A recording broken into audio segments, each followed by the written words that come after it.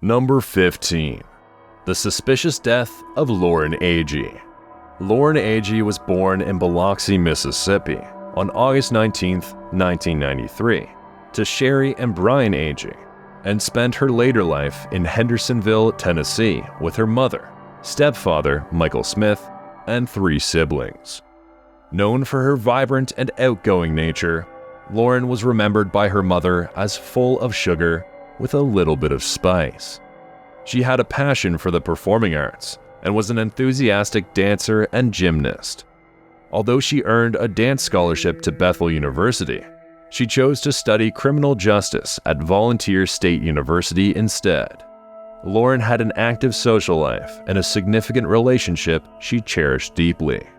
In July 2015, Lauren informed her mother, Sherry Smith, about her intention to attend Wakefest, a country music festival taking place on a lake, with her friend Hannah Palmer, which worried her mother. Sherry was concerned not only about the party atmosphere and alcohol consumption at the event, but also about Hannah, whom she considered unreliable and untrustworthy. Despite her mother's reservations and intuition of danger, Lauren, asserting her independence at 21, reassured her mother that they would be staying in a cabin near the lake, rather than camping, to alleviate her concerns. On July 25, 2015, Lauren said farewell to her mother Sherry and stepfather Michael Smith, departing with Hannah for Center Hill Lake. Sherry recalled Lauren giving her especially heartfelt hugs before leaving. Their journey began positively, with the two sharing cheerful photos on social media during their drive. Upon reaching the lake, Lauren and Hannah met up with 2 men, Aaron Lilly, who was introduced as Hannah's new boyfriend, and Christopher Stout, whom Lauren had not previously met. The first day of the festival saw them engaging in typical festivities, like drinking, sports watching, and cliff diving, a common activity at the event. Lauren reportedly hit her head during one of the dives, momentarily losing consciousness, but she reassured everyone she was fine and continued to participate in the festivities, despite the potential risk of a concussion. Lauren was surprised to learn that their accommodation plans had changed from a cabin to camping on a cliffside, which was not what she had anticipated or prepared for. The camping site was precariously located between 2 steep drops, and the group had to canoe and climb a steep cliff to reach it. Prepared with only a sleeping bag, flip-flops, her phone, and an extra set of clothes, Lauren expressed her dissatisfaction with the new sleeping arrangements, especially after discovering she would be expected to share a hammock with Chris Stout. She communicated her discomfort to her friend Cassie, indicating she had no romantic interest in Chris and was committed to her relationship with her boyfriend. That evening, the group returned to the marina, where video evidence from the marina bar showed Lauren in high spirits, despite a noticeable altercation between Aaron, Chris, and Cassie, who was Aaron's ex-girlfriend. Lauren had re-emphasized her discomfort at the sleeping arrangements, seeking an alternative, but Cassie could not offer her a place to stay. Despite recognizing the risks after a day filled with alcohol, the group recorded themselves navigating back to their dangerous death trap campsite by canoe.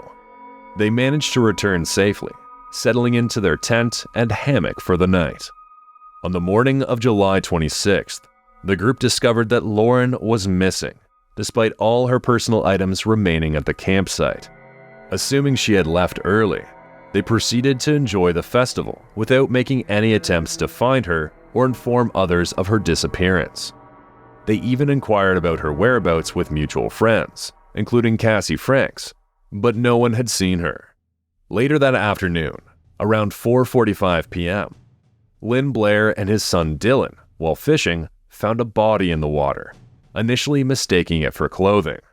Officer Chris Yarchuk, working security at the festival, was informed about the body by marina employees Deanna and Harry Elder. Curiously, before the discovery was made public, Aaron was seen paddling towards the area, raising questions about his knowledge of the situation. Although it was beyond his jurisdiction, Yarchuk approached the scene, noting significant injuries on Lauren's body and suggesting the need for a forensic examination. The devastating news was soon delivered to Lauren's mother, Sherry, by a sheriff's deputy. Sherry had been feeling uneasy all day, continuously trying to contact Lauren. She immediately questioned the whereabouts of Lauren's companions upon learning of her daughter's death, prompting the authorities to begin questioning them. Hannah, Chris, and Aaron were taken for questioning. Immediately, their lack of concern for Lauren's overnight disappearance and their calm demeanor that morning appeared suspicious. Officers noted their apparent nervousness and secretive conversations. Aaron was overheard instructing the others to remain silent, with an unconfirmed claim of him threatening to disarm an officer, though no action was taken against him by officers. In their interviews, inconsistencies emerged. They initially claimed Lauren was missing when they awoke, assuming she was with other festival goers. Their stories, however, began to diverge under scrutiny. Hannah claimed Lauren left with unidentified males early Saturday, while Aaron stated she never returned to the campsite after leaving the bar. Chris suggested Lauren might have accidentally fallen into the lake overnight. Their varying accounts raised further suspicions about the circumstances surrounding Lauren's disappearance and death. Lauren's body was removed from the water and immediately taken for an autopsy, which indicated blunt force trauma as the cause of death. The autopsy also showed that Lauren had suffered various injuries, including broken fingers, a broken nose, and several bruises across her body, one of which resembled a bite mark. Going against typical procedures, no examination was conducted due to the presence of a tampon, a decision criticized by private investigator Sheila Wysocki for its lack of logic, as assault can occur regardless. The absence of a kit meant no DNA evidence was collected. Additionally, Lauren's clothing was reported by her mother to be unfamiliar and incorrectly fastened, suggesting she might not have dressed herself. The autopsy found Lauren's blood alcohol level to be significantly high, with no other drugs in her system. The injuries were deemed consistent with a fall, and her throat showed signs of potential impact trauma, which was attributed to hitting rocks. However, the lack of water in her lungs suggested she was already deceased before entering the water. Despite these conflicting findings and family suspicions of foul play, authorities ruled her death as accidental. Cassie, who had spoken to Lauren the night before she died regarding the controversial sleeping arrangements, expressed her concerns to the police about Aaron's history of violence and Chris's legal troubles, but her input did not alter the case's conclusion. After the incident, Chris shared photos online celebrating the weekend, which was met with controversy and disbelief regarding its timing. In the aftermath, a fundraiser was organized in Lauren's memory, and her funeral featured her favorite music, attended by many of her friends except Hannah, Aaron, and Chris.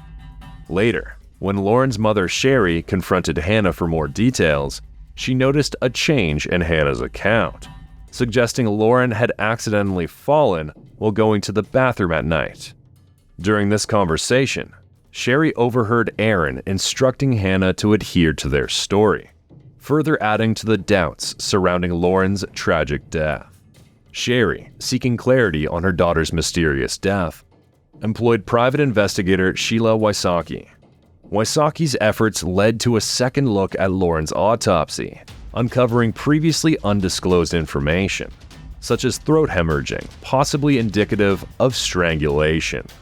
Officer Yarchuk, who doubted the accidental death conclusion, collaborated with Wysocki, conducting experiments with a mannequin to replicate Lauren's supposed fall from the cliff.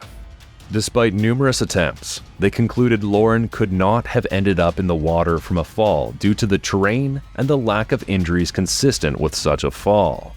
They also observed that if Lauren had inadvertently entered the water, she would have drifted to a different location due to the currents. Yarchuk also recalled a distinctive triangular mark on Lauren's chest, matching a section of the canoe rented by Aaron and Chris, suggesting it came from her body being transported, contrary to police suggestions that it occurred during the recovery process. Despite their findings, the case faced opposition and was marred by internet trolls, some of whom were traced back to the vicinity where Hannah and Aaron lived. Wysocki addressed the case in her podcast Without Warning, part of a growing trend of using true crime platforms to spotlight overlooked cases. Sherry initiated a $10 million wrongful death lawsuit against those she believed were involved, including a previously unmentioned person named Brixner Gambrill. She also sought the 911 call recordings, which were unfortunately lost due to a reported technical issue, deepening her suspicions. During legal proceedings, Hannah, Chris, and Aaron exercised their right to remain silent, avoiding self-incrimination.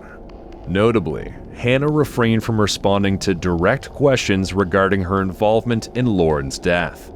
Although Hannah was eventually dismissed from the lawsuit, the case gained a new dimension when a witness claimed to have seen Aaron Lilly in a distressed state the night of Lauren's death, contradicting the group's reported timeline. As of today, the true circumstances of Lauren Taylor Agee's death remain unresolved, leaving her family and community seeking answers and justice. Number 14. The Lørenskog disappearance. Anne Elizabeth Hagen was a prominent figure in the affluent community of Lørenskog, Norway. Born into a life of privilege, she was known for her philanthropic endeavors and her active involvement in local charitable causes. Anne Elizabeth's husband, Tom Hagen, was a successful businessman with interests in real estate and energy, making the couple one of the most prominent and well-off in the area. Their marriage, which by all accounts seemed idyllic from the outside, hid tension beneath the surface. Reports eventually surfaced of financial disputes between Tom and Anne Elizabeth, leading some to speculate that their relationship was not as harmonious as it appeared. On the morning of October 31st, 2018, Tom left for work, leaving Anne Elizabeth alone in their home with their new puppy. A phone call between Anne Elizabeth and a family member occurred at 9:14 a.m., shortly after Tom's departure. However, when a neighbor attempted to reach her at 9:48 a.m. regarding a previous arrangement, Anne Elizabeth did not answer, an unusual occurrence. Tom returned home from work earlier than usual, around 1:30 p.m., only to discover a scene of disarray. Anne Elizabeth's belongings were strewn about.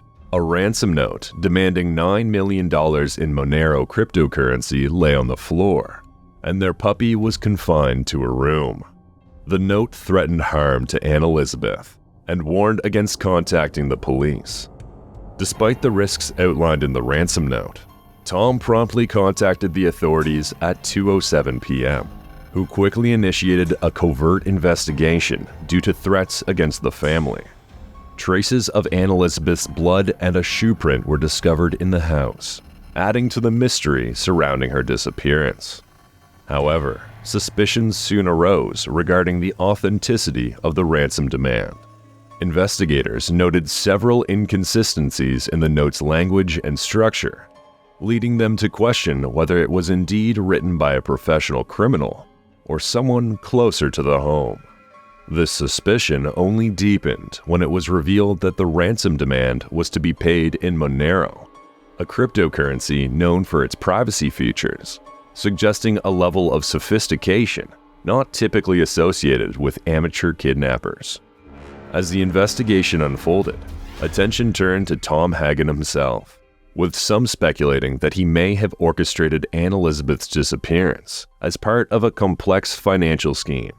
Despite vehemently denying any involvement in his wife's disappearance, Tom became the subject of intense scrutiny from both law enforcement and the public. Over the ensuing months, Tom maintained a facade of normalcy, attending work while concealing his true feelings about Anne Elizabeth's disappearance from friends and family. Meanwhile, investigators worked tirelessly behind the scenes, analyzing evidence and pursuing leads. In January 2019, the police released surveillance footage showing two unidentified individuals near Tom's workplace on the morning of the disappearance, suggesting possible accomplices. However, communication from the alleged kidnappers remained sporadic and cryptic, raising further questions about their motives and identities. Despite Tom's willingness to comply with the ransom demands, no evidence of Anne Elizabeth's well-being was provided. The case took a grim turn in June 2019, when the police shifted their hypothesis, suspecting that Anne Elizabeth had been murdered rather than kidnapped for financial gain. Yet, despite exhaustive efforts by the Norwegian police and international law enforcement agencies, Anne Elizabeth's whereabouts remained elusive. Numerous leads were pursued, including reports of suspicious activity near the Hagen residence on the morning of her disappearance, and possible sightings of Anne Elizabeth in the months that followed. However, none yielded definitive answers, leaving investigators no closer to unraveling the mystery. Today, the case of Anne Elizabeth Hagen's disappearance continues to confound authorities and the public alike. Theories abound as to what may have befallen her, ranging from elaborate kidnapping plots to staged disappearances orchestrated by those closest to her. Yet, amidst the speculation and uncertainty, one thing remains clear: the truth behind Anne Elizabeth's disappearance may never be learned, leaving her loved ones to grapple with the agonizing uncertainty of her fate. Number 13. The disappearance of Russell Bowling. Russell Bowling, born to Christine and Roger Bowling on December 29, 1991, enjoyed a serene upbringing alongside his older brothers Andrew and Nigel in East Riding, Yorkshire, England. The family, well bonded and comfortably off, represented the quintessential upper-middle-class household. Post-education, Russell, who had a speech disorder, embarked on a bricklaying course at Bishop Burton College. Tragically, on March 2, 2010, the 18-year-old left his home and was never seen again. That morning, he departed for college dressed more formally than usual, in a black Ben Sherman jacket, blue jeans, and black sneakers. When he didn't return home by the evening, his parents alerted the authorities. On the day he vanished, a Bempton Cliffs Nature Reserve employee noticed Russell's car parked there late into the afternoon. The employee, seeing that Russell had bought a parking ticket at 11:30 a.m., assumed he was simply enjoying his visit and lingering in the preserve. Concern only arose the following day, when the car remained unmoved.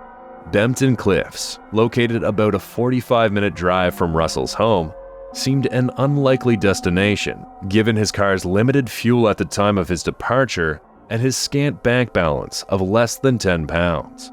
Despite these constraints, there was no record of Russell refueling, prompting questions about how he reached the cliffs and whether he was accompanied. Further, upon examining his satellite navigation system, his parents discovered unexplained trips to Bradford, Bridlington, and York during the times he told his family he was attending college, leading to speculation about the purpose of these journeys and his mysterious visit to Bempton Cliffs. Bempton Cliffs, known for its natural beauty, also hosts a decommissioned RAF base, which was active during World War II until its shutdown in April 1972. Efforts were made to block public entry to its underground facilities post-closure, resulting in an eerie, abandoned site characterized by a derelict bungalow and a prominent chimney stack. Despite its dilapidated state, the site holds a mysterious allure, particularly due to the provocative and disturbing graffiti found in its tunnels, including explicit and satanic imagery, though the creators of these drawings remain anonymous. There have been rumors and online chatter about the site being used by a satanic cult for rituals in the past, but no concrete evidence supports these claims. It turned out that Russell, intrigued by the bunker's history and the rumored cult activities, had extensively researched the site and collected images related to it, which he kept on a memory stick that was always with him. Despite his family's belief that he had never visited the site, his disappearance raised questions about whether he had gone to explore the bunker that had long fascinated him. Considering Russell's speech disorder, there was concern that he might have been vulnerable to exploitation if he encountered someone with harmful intentions. The mystery deepened as the memory stick he carried, along with its unique images, was never recovered. As the search for Russell unfolded, his family's trust in the police waned, prompting them to finance a thorough search of the bunker nearly 2 years after his disappearance. Despite the concerted effort and the use of specialized equipment, no trace of Russell was found in the bunker. In the years following, despite the site being officially sealed, adventurous individuals have continued to access and explore the bunker, sharing new images of its bizarre and unsettling graffiti online. Before his disappearance, Russell was also performing searches online for the town of Ravenscar, where the family owned a holiday home. This led his parents to wonder if he had planned to visit Ravenscar. In August 2010, the discovery of human feet in the Humber estuary, near Bempton Cliffs, briefly raised the family's hopes for answers. One of the feet had a boot resembling one missing from Russell's belongings, which he was thought to have been wearing. Despite this, forensic tests showed no connection to Russell, deepening the mystery. Confusingly, a pair of Russell sneakers, previously thought to be missing along with Russell himself, were later found at the Ravenscar holiday home, leading to more questions about his whereabouts or fate. Police developed a different theory based on a voice recording they found, interpreted as a farewell message from Russell, expressing feelings of inadequacy compared to his family and wishing for a countryside burial. This recording, made 3 years prior during a stressful exam period, was known to his parents, who believed Russell had moved past these feelings, especially since starting college. Bempton Cliffs is known as a site where people have tragically ended their lives, leading police to theorize that Russell might have chosen this fate. However, with no body found and his parents claiming that his spirits had improved since he started college, the true reason behind Russell's actions remains unclear. Russell Bowling was set to receive a considerable inheritance from his father, Roger, following a diagnosis of a degenerative brain disease. This inheritance included a house and £300,000, which Russell planned to use to start a business. Roger Bowling's revelation to his sons about his illness and his wish for a dignified end to his life could have deeply impacted Russell. The impending inheritance, meant to secure the future of their Bowling children, might have inadvertently led to stress or unintended consequences for Russell, considering his youth and the significant sum involved. On the day Russell vanished, his family suspected he didn't travel to Bempton Cliffs alone, given the small amount of fuel in his car and his limited finances. To validate their suspicions, Russell's parents replicated his journey with the same fuel level and concluded he must have received assistance to reach the destination, suggesting he met with someone there. The case took a dark turn when illegal images were discovered on the family's computers during the investigation into Russell's disappearance. Roger Bowling faced charges related to the possession of child exploitation images and bestiality content found across multiple devices in the family's home.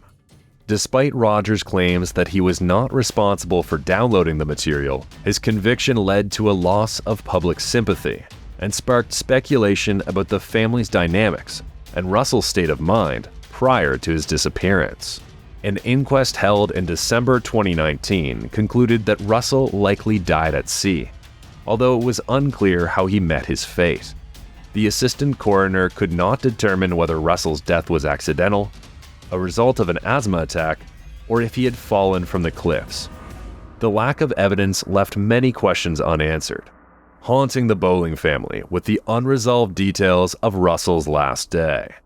Despite the inquest's findings, the Bowling family remained convinced that someone else was involved in Russell's disappearance, suggesting that fear of repercussions might be preventing the individual from coming forward.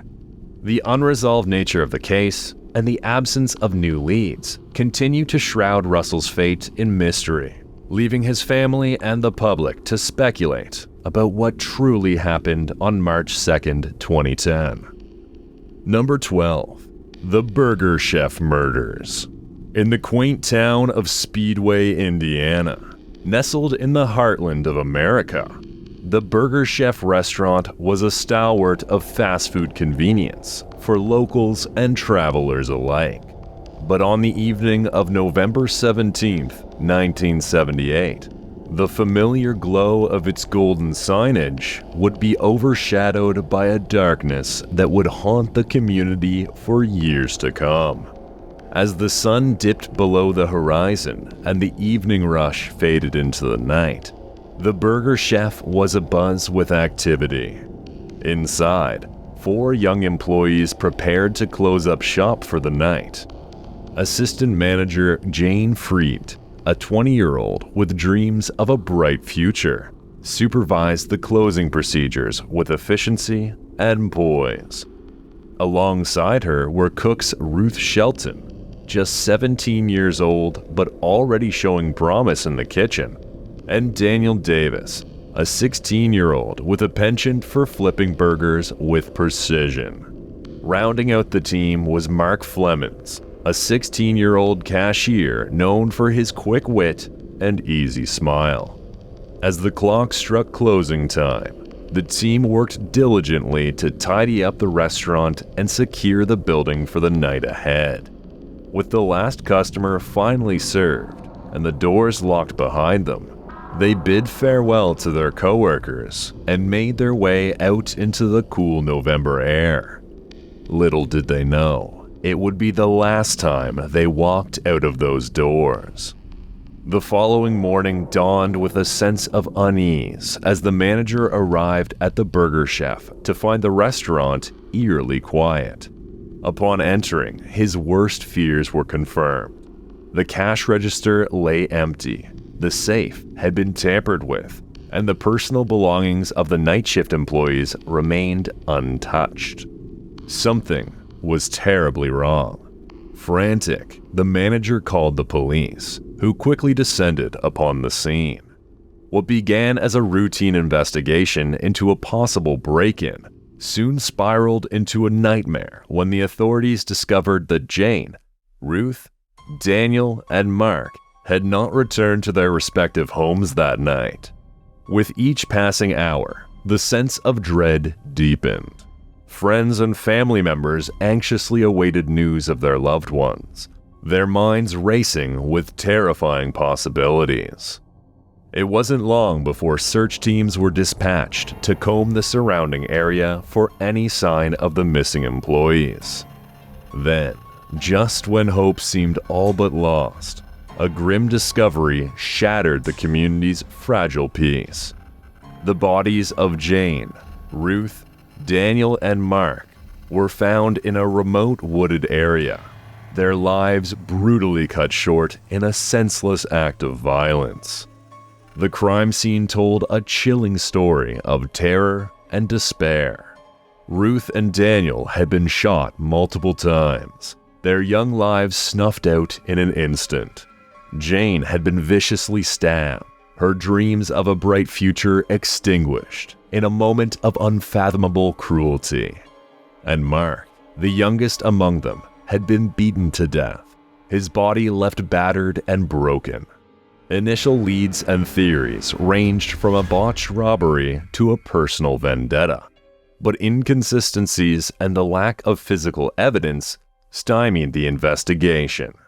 Various suspects were considered, including known criminals and local troublemakers, but no conclusive evidence was ever found, and no one could be charged with the heinous crime. Over the years, numerous theories have emerged regarding who could have committed the Burger Chef murders. Some theories suggest the involvement of local drug rings or organized crime, while others believe that it was the work of a random assailant. Despite extensive investigations, including the re-examination of evidence and new interviews, the case remains unsolved. Today, the Burger Chef murders still haunt the town of Speedway. The case is revisited periodically by law enforcement, with hopes that new technology or information will shed new light on the perpetrators.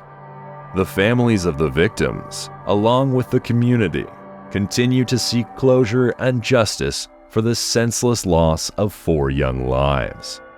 The Burger Chef murders remain a cold case, but many still remember the night that forever changed a small town.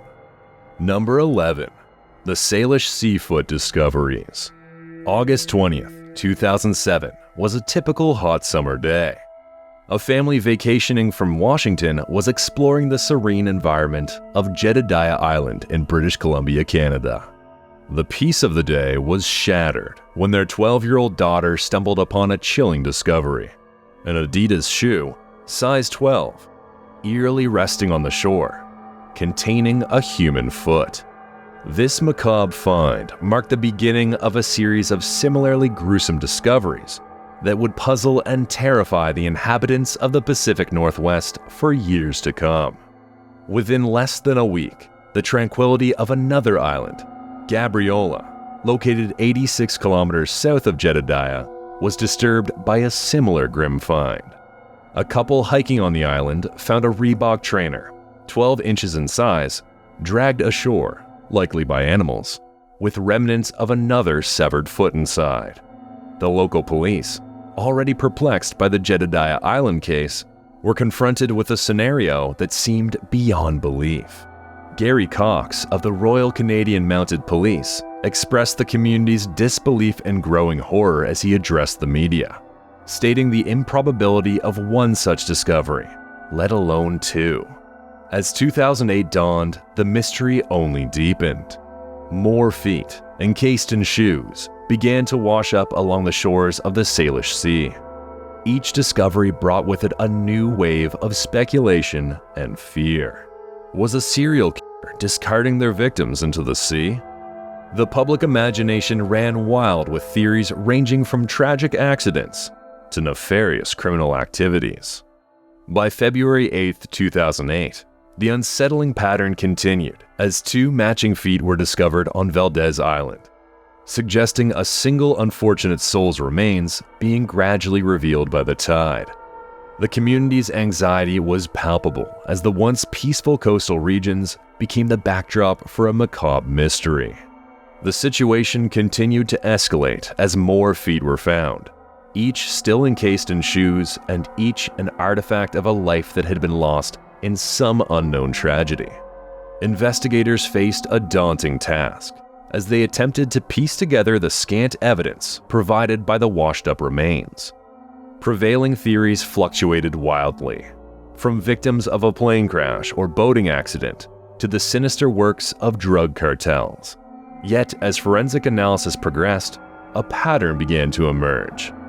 Many of the feet appeared to have detached naturally from their bodies due to the marine environment's relentless forces. This revelation provided little comfort, however, as it suggested the bodies of the deceased were still adrift, lost to the depths. They were carried to shore in the shoes that the deceased were wearing due to the buoyancy of the running shoes, which could float long distances compared to other articles of clothing. The narrative took on new dimensions as each new find seemed to deepen the mystery rather than clarify it. The case took on a life of its own, with the media and public alike captivated by the eerie phenomena. Many believed the feet were likely from victims of a 2005 plane crash, but not all of them matched the descriptions of the victims of that accident. Authorities worked tirelessly to identify the remains, hoping to be able to reach out to the family members of the deceased with closure about missing loved ones. Over time, a few victims were identified, painting a tragic picture of individuals who had met untimely ends through various misfortunes. One theory was particularly popular, posited the involvement of a serial killer. This line of thought was driven by the macabre nature of the findings. Severed feet washing ashore seemed like something out of a horror story. However, this theory began to wane as investigations progressed. Forensic analysis revealed no signs of tool marks or foul play on the severed limbs, suggesting that these were not the results of criminal acts, but rather of natural decomposition. The possibility of or intentional disappearances also emerged as a significant theory. It was thought that some of the feet might belong to individuals who had tragically chosen to end their lives, or who had accidentally fallen into the sea. This theory was supported by the identification of some of the remains, which matched missing persons known to have been struggling with mental health issues or personal crises. Some of the deceased may have also fallen victim to boating accidents, or been swept away in strong currents, only for their partial remains to be buoyed back to shore along the same tides that pulled them out to sea. A more far-fetched theory linked some of the unidentified feet to the aftermath of the 2004 Asian tsunami. Proponents of this theory argue that the feet could belong to some of the tsunami's unidentified victims, carried across the vast expanse of the Pacific Ocean to the shores of the Salish Sea. This theory was bolstered by the fact that some of the shoes found with the feet were models sold or manufactured before 2004. However, ocean currents and timelines made this theory less plausible, as did the identification of several feet belonging to individuals local to the British Columbia area. The phenomena of the Salish Sea feet, while no longer shrouded in the same intense mystery as when they were first discovered, remains puzzling to many investigators. Theories and investigations continue to evolve, with advancements in forensic science offering new pathways to understanding. Many of the feet remain unidentified, and families whose loved ones they belong to still have no closure around their loved one's ultimate fate. The story of the Salish Sea feet continues to fascinate the public and make headlines to this day. Number 10. The Yuba County Five. The Yuba County Five, often referred to as America's Dyatlov Pass incident, involves the mysterious disappearance and eventual deaths of 5 men in Yuba County, California, in February 1978. The group comprised Gary Mathias, Jack Hewitt, Jack Madruga, Tom Weiher, and Bill Sterling, who had all planned to attend a college basketball game in Chico, California on the evening of February 24, 1978. The events leading up to their disappearance were ordinary. The men, all friends with special needs who enjoyed sports and often spent time together, were excited about the basketball game. They drove from Yuba City to Chico in Madruga's Mercury Montego.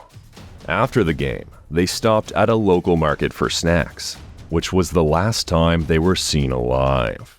When they did not return home, families began to worry and eventually reported them missing.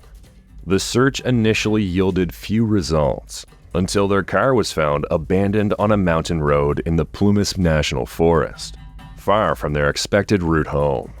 The car was stuck in the snow, but not seriously, and still had gas in the tank, leading investigators to question why the men had abandoned it. The alarm was raised by their families the next day when they failed to return home. The initial investigation into the disappearance was hampered by harsh winter conditions. It wasn't until the snow melted in spring that searchers discovered the bodies. Ted Weiher's body was found inside a Forest Service trailer at a campsite about 19 miles from the car. Despite a nearby storage shed full of food and a heating source in the trailer, Weiher died of hypothermia and starvation. The bodies of Madruga, Sterling, and Hewitt were discovered at varying distances from the trailer, also dead from hypothermia. The body of Gary Mathias, who had a history of mental health issues and was under medication, has never been found. Theories about their disappearance have varied widely.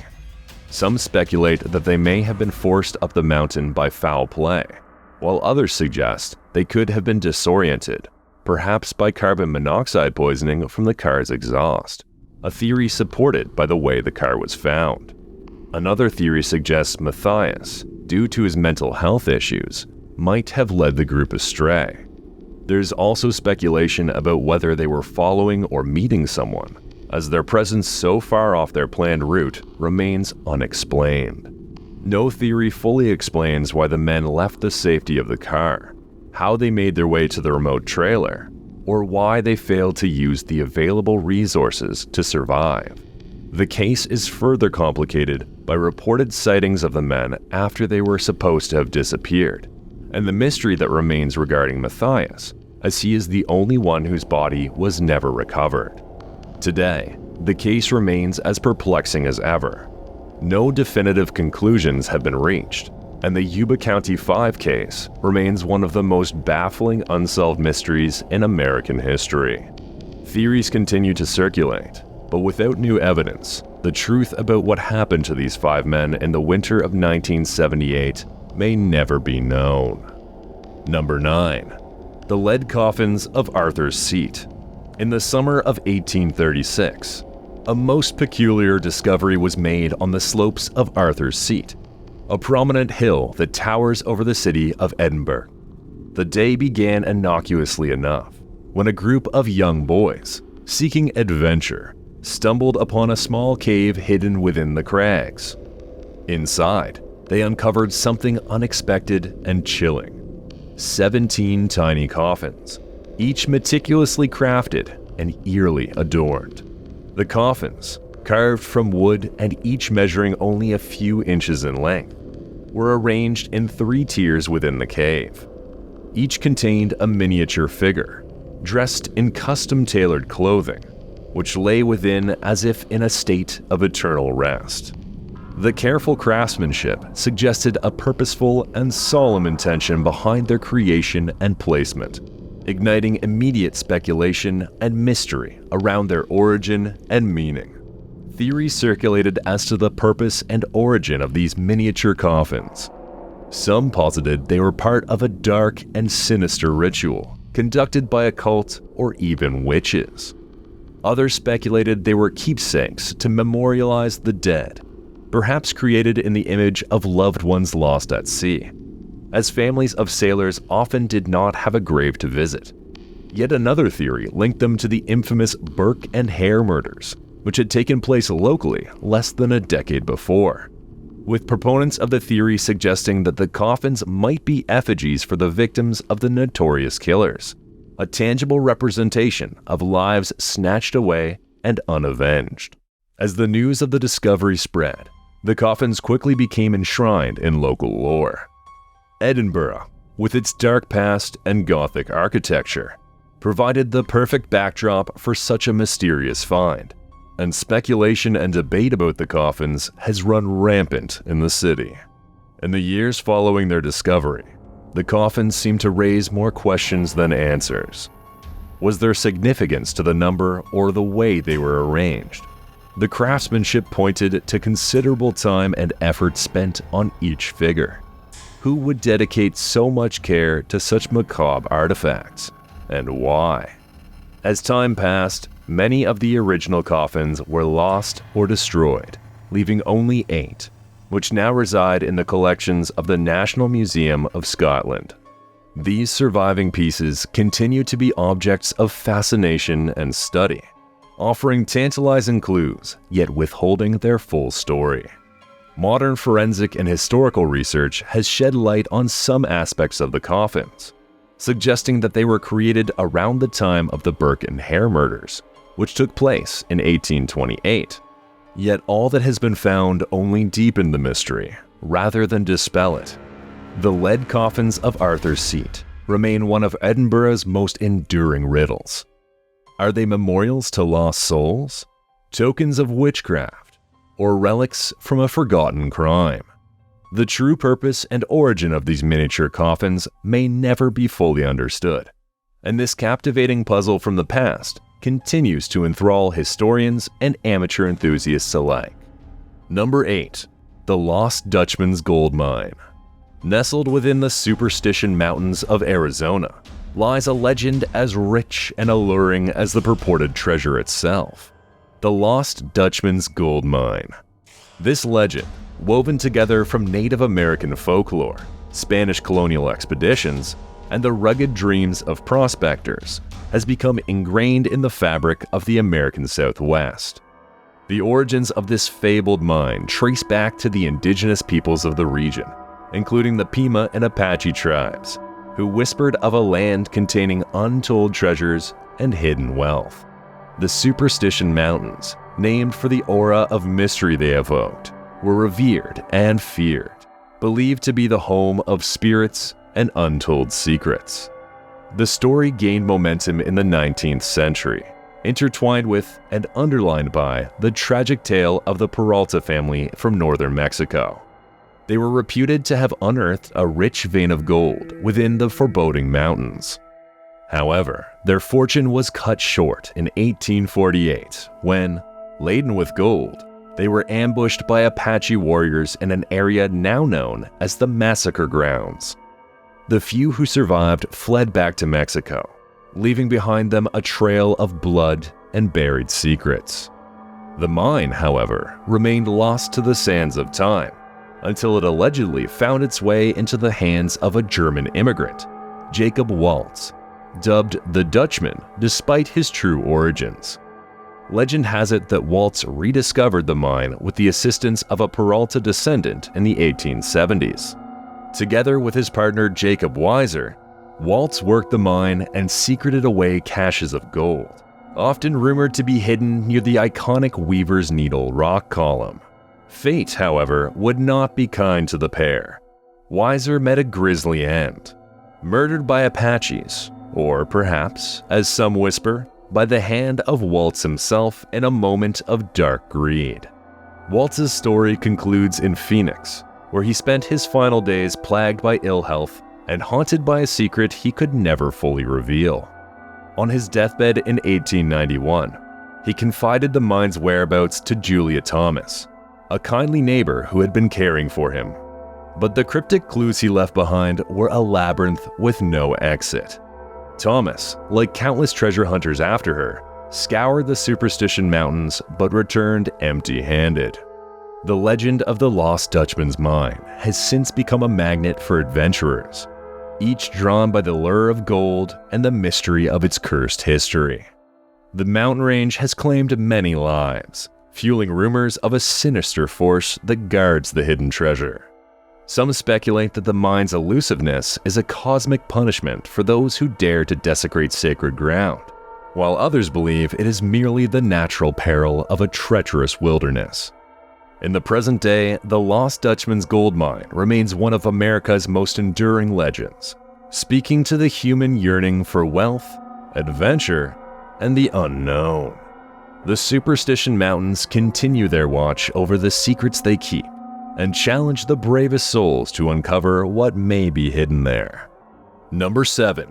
The disappearance of Joseph Force Crater. Joseph Force Crater's story begins in the small town of Easton, Pennsylvania, where he was born in 1889. His early life was unremarkable, but he was ambitious and determined. Crater pursued higher education with vigor, eventually graduating from Lafayette College and then Columbia Law School. His intelligence and charisma served him well, and soon after completing his education, he began to climb the legal ranks in New York City. Crater's rise to power was rapid. He quickly became a well-known figure in the New York legal community, moving into influential circles that included businessmen and politicians. His career took a significant turn when, in April 1930, he was appointed as a judge to the New York Supreme Court by then-Governor Franklin D. Roosevelt. This position was a testament to his success, but also placed him at the center of New York's political and social elite, a position that came with its own set of risks and entanglements. Judge Crater was known for his affluence and socialite lifestyle. He was ubiquitous at high-profile events and was known to associate with various famed figures, some reputable and others more dubious. His connections with Tammany Hall, the powerful New York political machine known for its corruption, made him a subject of controversy and speculation. The mystery surrounding Judge Crater began on August 6, 1930. Judge Crater and his wife were vacationing in Maine when the judge received a phone call, after which he told his wife that he needed to return to New York City on urgent business. Crater's actions on this day were peculiar. He removed and destroyed documents from his office, cashed checks worth a considerable sum of money, and then attended a Broadway show after dining with friends. He was last seen walking down a street in Manhattan after the dinner, and from that moment, he vanished without a trace. His disappearance sparked widespread media attention and public speculation. Various theories were proposed. Had he been murdered by organized crime figures or political enemies due to his legal and political connections? Did he decide to disappear voluntarily due to personal or financial problems? Or was he the victim of a personal vendetta or love triangle? Despite extensive investigations and numerous potential leads, none of these theories could be definitively proven. One of the more sensational aspects of the case emerged many years later when a letter surfaced, written by the widow of a New York police officer. She claimed her husband had been involved in Crater's murder, and that his body was buried under what is now the New York Aquarium. However, despite this lead and the public's enduring fascination with the case, no conclusive evidence has ever been found to confirm this theory or to solve the mystery of Judge Crater's disappearance. As the years passed, the mystery of Joseph Force Crater became part of New York folklore, symbolizing the corruption and intrigue of the Tammany Hall era. His case remains one of the most enduring mysteries in American history, a narrative woven from the fabric of New York's roaring 20s and the dark underbelly of its political landscape. Despite numerous investigations and the passage of time, the fate of Joseph Force Crater remains unknown, his story a lingering question mark over New York's history. Number 6. The Ghost Ship of Northumberland Strait. The Ghost Ship of Northumberland Strait is a legendary phantom ship, sightings of which have been reported for over 2 centuries. The earliest recorded sighting dates back to the late 18th century, but it is the numerous accounts from the 19th and 20th centuries that have truly cemented its place in maritime folklore. According to various records, the ghost ship appears as a stunning 3-mast schooner, ablaze with glowing lights, or entirely engulfed in flames. Witnesses have reported seeing it sailing swiftly through the strait between Prince Edward Island and New Brunswick, Canada, particularly during stormy weather or before a storm. Despite its vivid and terrifying presence, attempts to approach the ship have always resulted in it vanishing into thin air, leaving no trace behind. There are several theories regarding the origin of this spectral vessel. One suggests that it is the ghostly reincarnation of a ship that caught fire at sea, with all hands lost, forever doomed to reenact its tragic end. Another theory ties the ship to historical naval battles, suggesting it could be the spirit of a warship destroyed in a forgotten conflict. Some believe that the ship could be a residual haunting, a phenomenon where a traumatic event is so powerful that it leaves an imprint on the surroundings, replaying itself over the years. Yet another theory suggests that it might be a harbinger of doom, appearing before major maritime disasters or in treacherous conditions to warn of impending danger. Despite numerous investigations and scientific attempts to explain the phenomena, no conclusive evidence has been provided to explain the sightings. Another theory, rooted in natural science, speculates that the sightings could be attributed to rare atmospheric conditions. Optical illusions such as Fata Morgana could project the image of a distant ship onto a layer of mist or fog, making it appear as if a burning ship is floating on the water.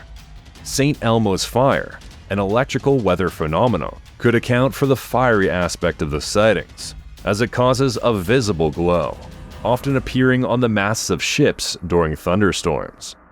A more folkloric explanation ties the ghost ship to local legend and maritime lore, suggesting that the ship is cursed or is a bad omen, appearing before disasters or as a warning to sailors and fishermen of the strait. This aligns with maritime tales from cultures around the world, where ghost ships often signify doom or carry the lost souls of mariners. As of today, the ghost ship of Northumberland Strait remains a mystery. It continues to capture the imagination of locals and tourists alike, with new sightings reported every few years.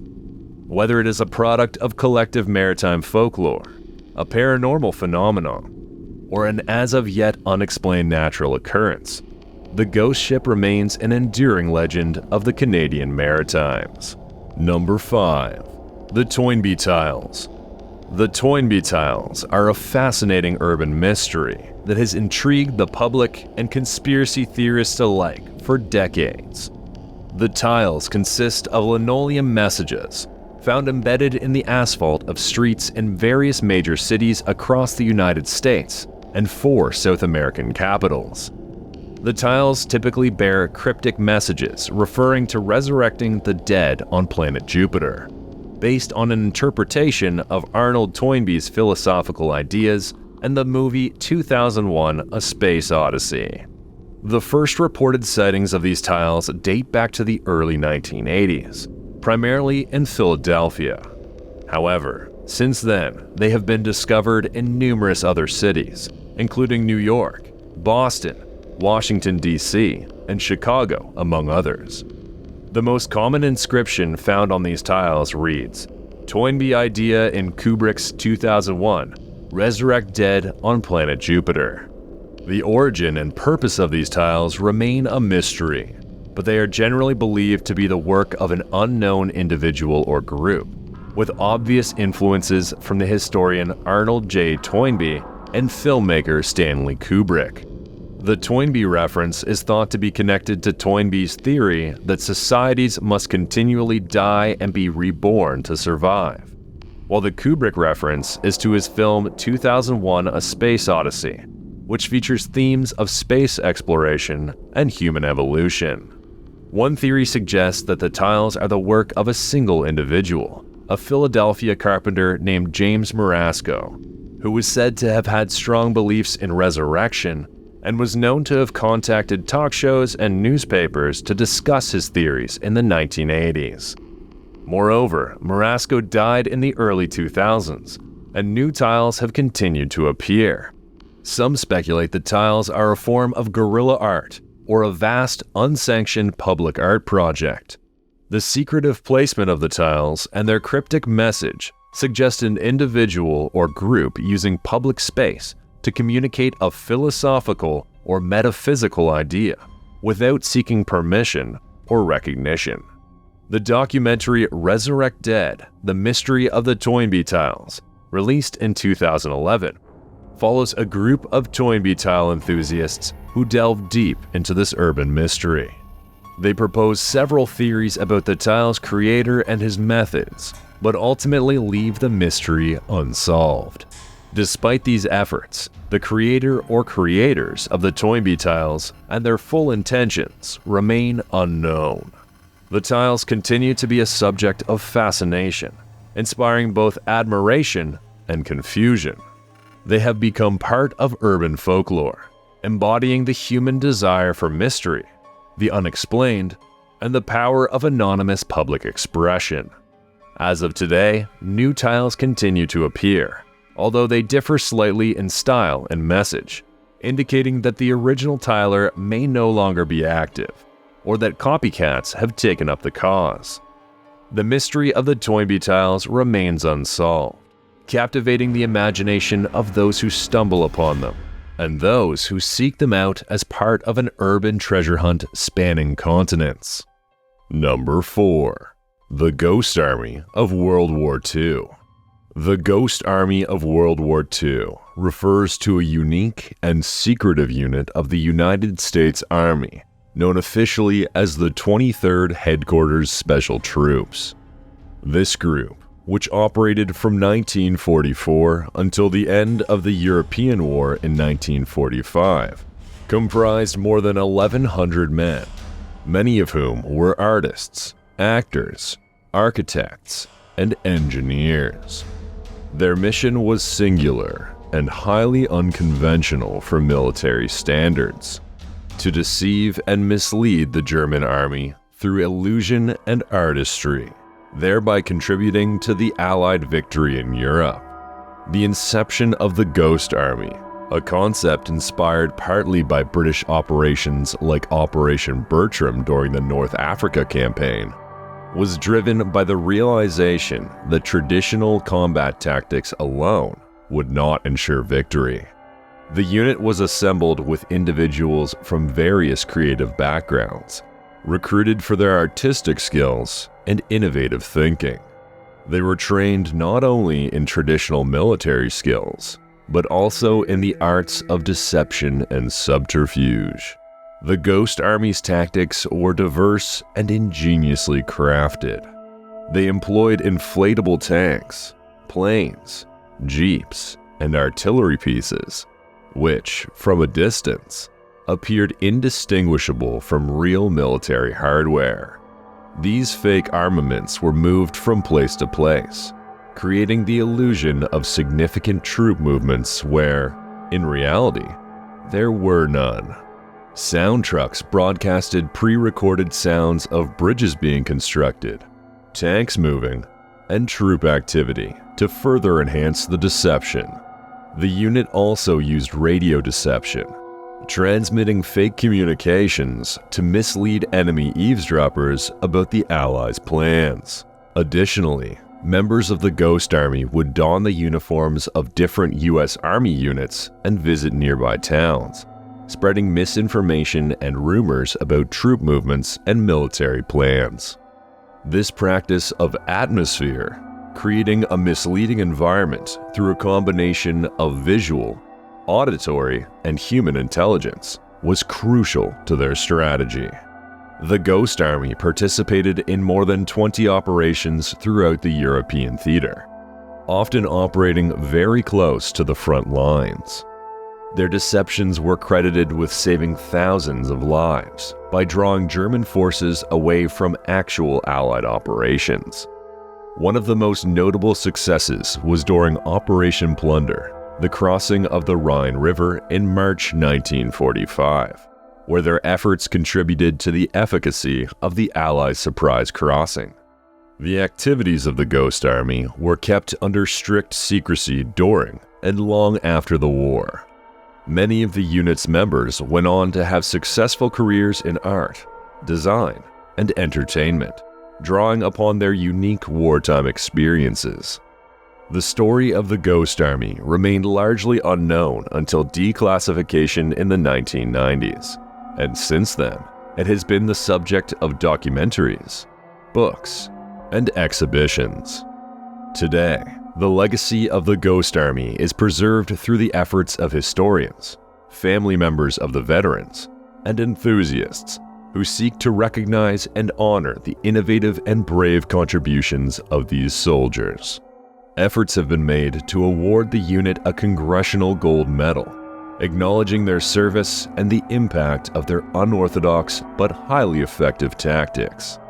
The story of the Ghost Army showcases the power of creativity in warfare, demonstrating a different kind of bravery and ingenuity that played a vital role in the Allied victory in World War II.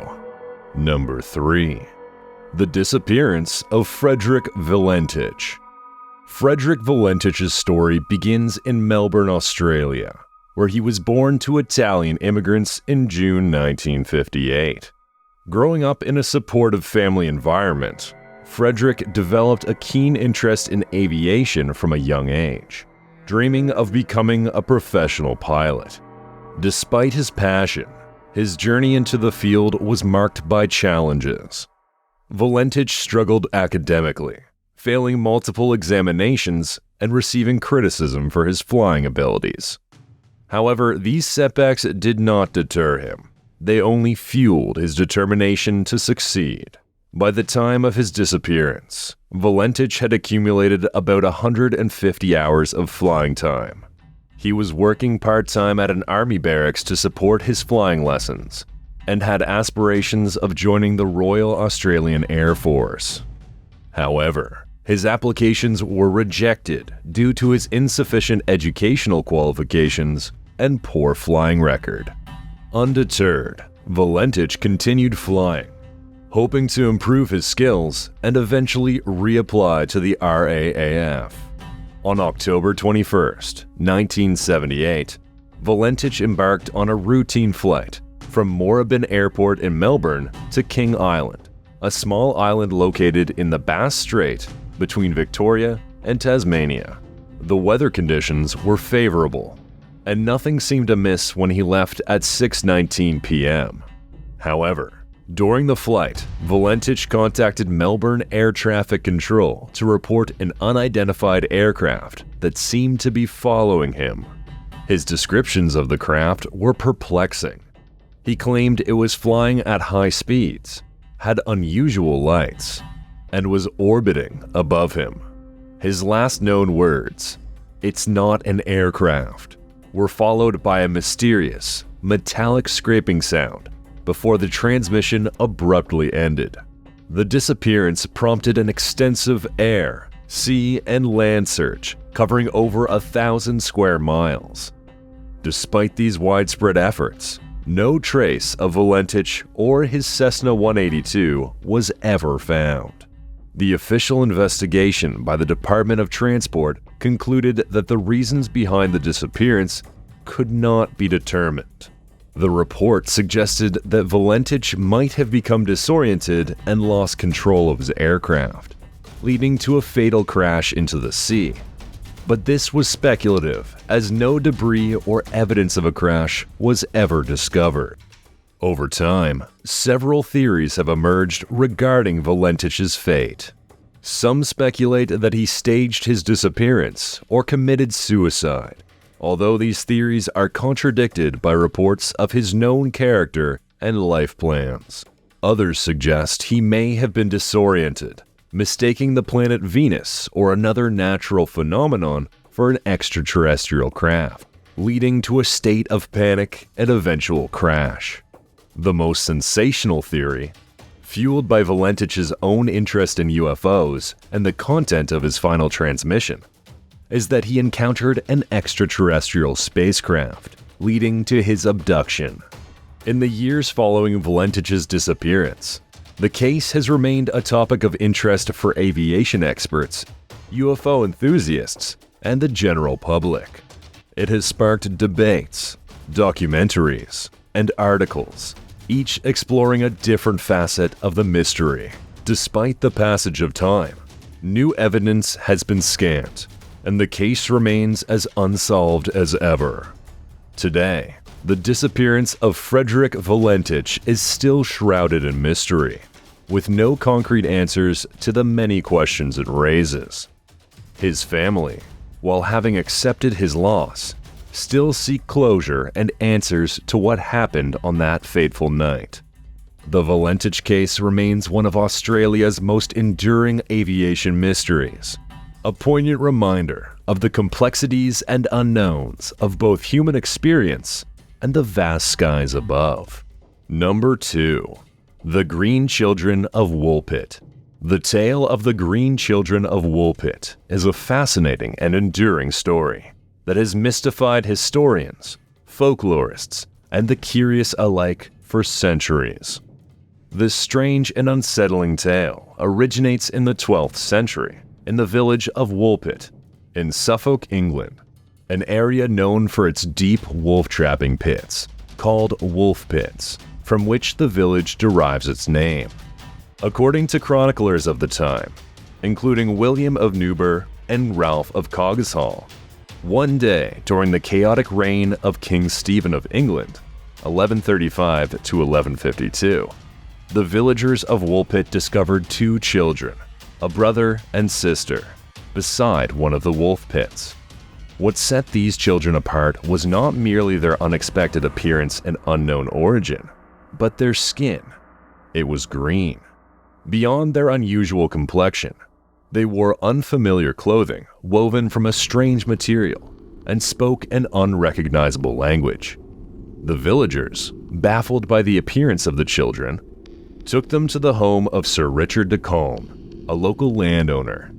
The children initially refused all food offered to them until they came across raw broad beans, which they consumed with great hunger. However, despite eventually adapting to normal food, only the girl survived. Her brother, sickly from the outset, eventually succumbed and died. As the girl learned to speak English, she relayed a curious story of their origins. She spoke of a land with no sun, where everything was green, called St. Martin's Land. According to her, she and her brother were tending to her father's herds in the field when they followed the cattle into a cave. Entranced by the sound of bells, they wandered deeper, eventually emerging into the bright sunlight of Woolpit. The transition from their homeland to this new environment was marked by the sound of those enchanting bells.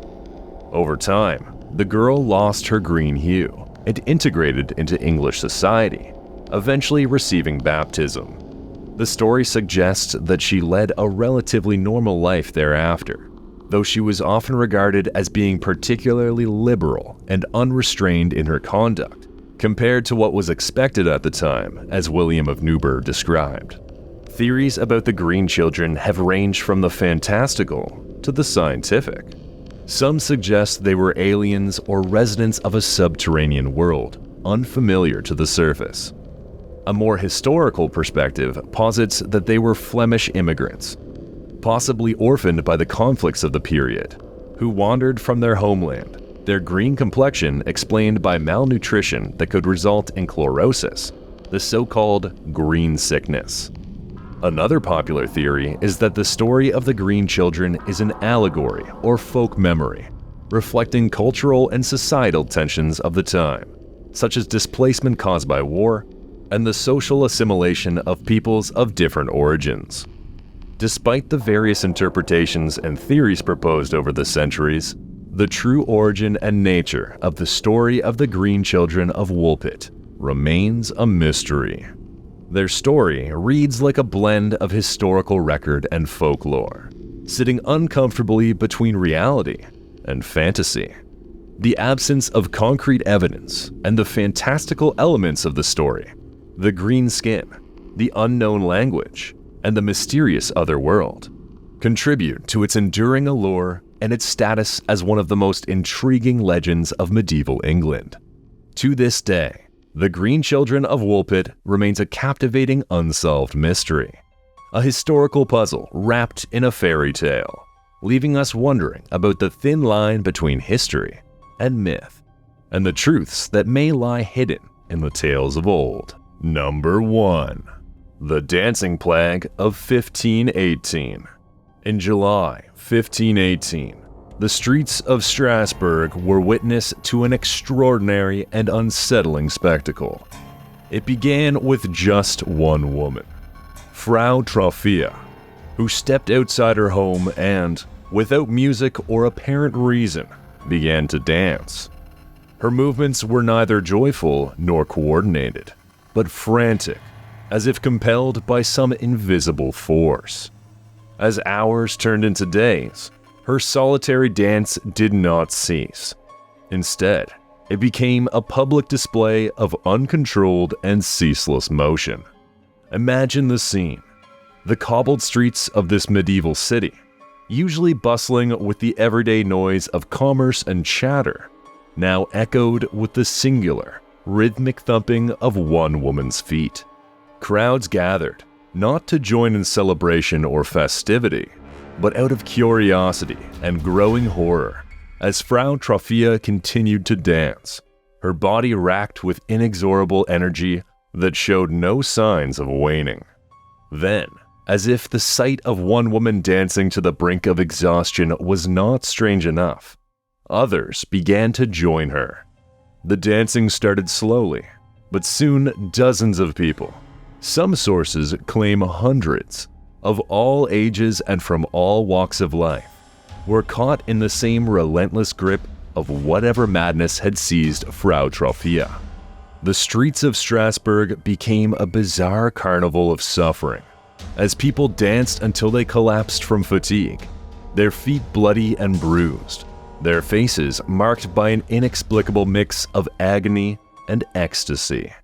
Authorities, bewildered and desperate, decided to encourage the dancing, believing that the afflicted must continue until they could dance no more. Platforms were erected, musicians were hired, and the town was transformed into an open-air dance hall of despair. But the remedy was a catastrophe, as the dancing only intensified and the number of victims grew, with some dancers dropping where they stood from strokes or heart attacks. This was not revelry. This was a plague of dancing, a phenomenon defying explanation, which swept up the people of Strasbourg with an uncontrollable and ultimately fatal frenzy. This event was not isolated in the record of history. Several similar outbreaks were said to have occurred in medieval Europe. However, the Strasbourg epidemic was by far the largest and most well documented. The city's authorities were confounded by the crisis. Their initial prescription of more dancing to cure the afflicted was based on the advice of physicians who believed the disease was due to overheated blood that could only be alleviated through the dance itself. Theories about the cause of this bizarre epidemic have varied widely over the centuries. One of the more popular explanations is ergot poisoning, which occurs when rye bread, a staple of the diet at the time, becomes contaminated with a toxic fungus. Ergotamine, a compound produced by the fungus, is structurally similar to LSD and can cause hallucinations and convulsions. However, this theory fails to account for the victim's behavior. Rather than convulsions typical of ergotism, those afflicted in Strasbourg simply could not stop dancing. Psychological explanations have also been proposed, such as mass psychogenic illness, formerly known as mass hysteria. This theory suggests that the dancing was a collective stress response to the harsh conditions of life in the medieval period, including disease, famine, and the religious fervor of the times. Under this theory, Frau Trofia's initial dance could have been a physical manifestation of extreme stress or despair, which then spread to others due to the perfect storm of psychological stressors.